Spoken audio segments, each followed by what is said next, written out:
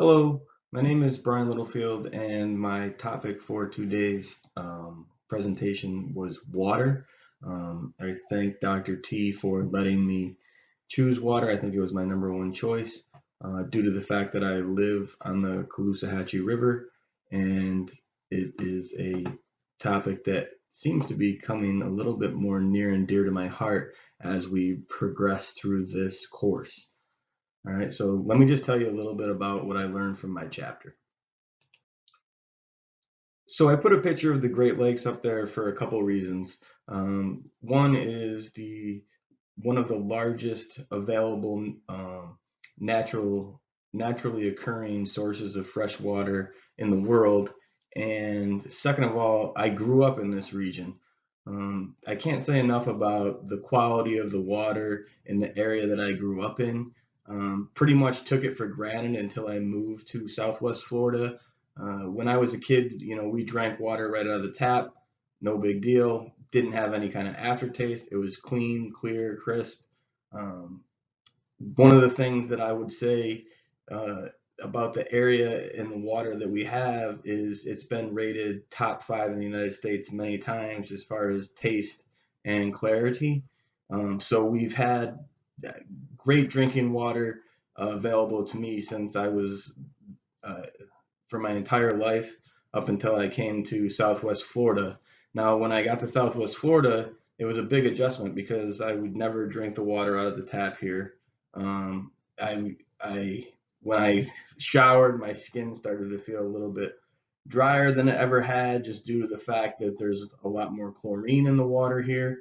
And overall, it's just a very harsher environment as far as water is concerned. Also, it's a lot more expensive here in the state of Florida. Up in New York, I might pay $100 a year for water. Here, I pay somewhere between $300 and $400 a year for water. So the next slide that I wanted to share with you is the Aral Sea, which is in Russia and is a body of water that at one time was about 26,000 square miles. It encompasses multiple countries, or it did, and at this point, it is a pretty much a barren wasteland and a ecological disaster. And what the government did was divert water from a few of the tributaries that fed the sea and use that water to grow crops such as cotton, which is a very water intense crop to grow.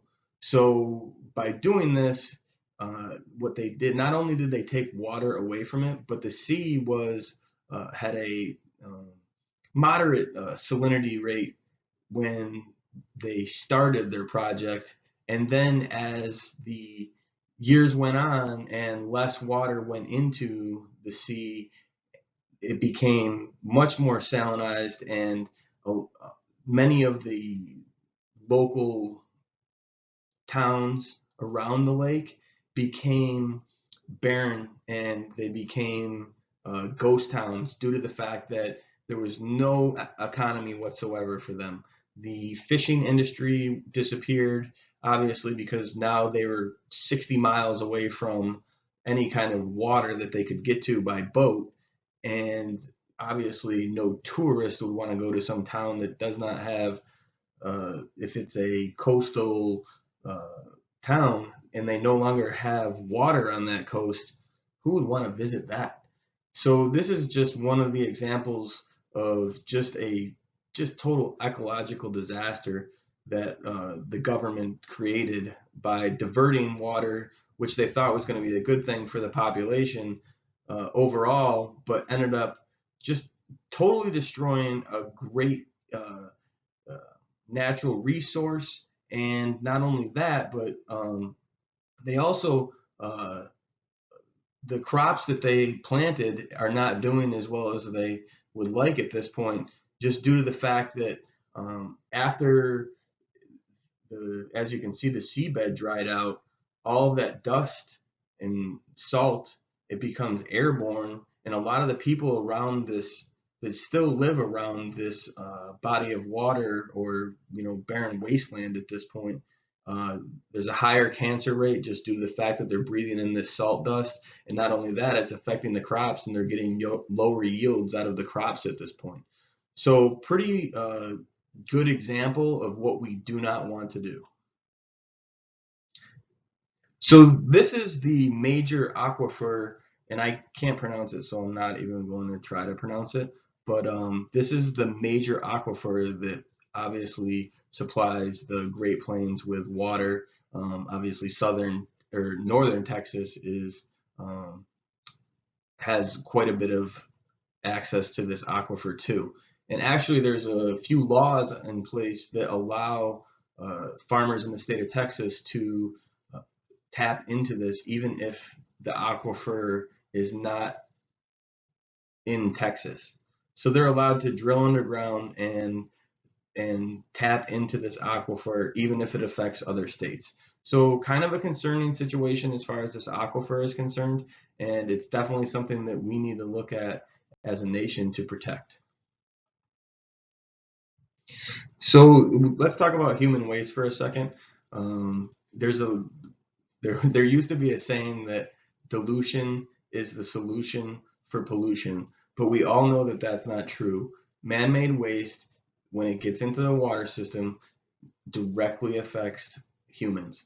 And here's what happens. The waste goes into the water. The water, whether it be plastic or human excrement or whatever, is eaten by fish, which are then eaten by something else, which then is eaten by us.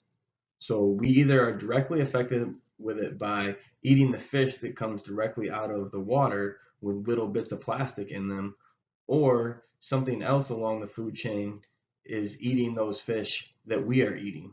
So one way or another, the waste that we put down our sinks and our toilets is going to come back, and we are going to end up eating our own waste.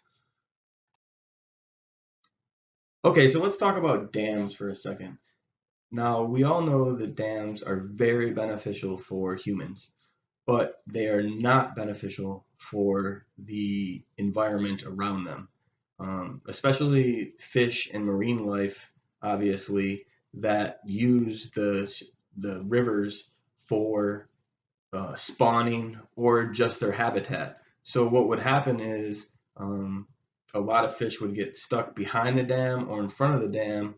And not only that, but the dam also does not allow the natural river flow or the river sediment to collect in the right places. So what happens a lot of the times is a lot of the silt gets built up behind the dam, and it creates just a ecological disaster for the native uh, marine life that is trapped behind the dam, and it is not the way that the marine life would be used to um, living.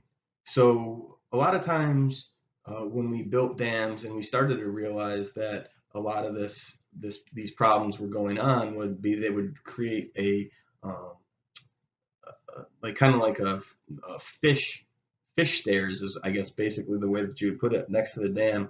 And sometimes these work and sometimes they don't. But overall, we need to take a real good look at the way that we are damming up our bodies of water, to try to reduce the impact that it has on wildlife.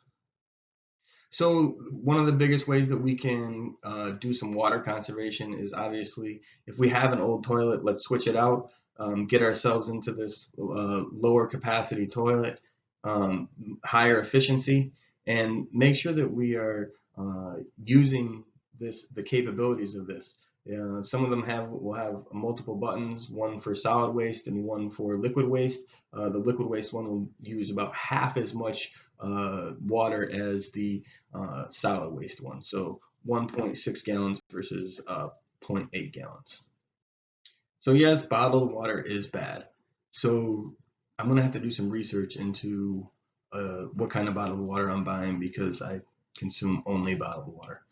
Um, so bottled water is bad for obviously a couple reasons. The plastic bottle And not only that, but to make 1 gallon of bottled water, it takes 3 virtual gallons of water, which if you don't know what a virtual gallon of water is, I highly recommend that you look it up.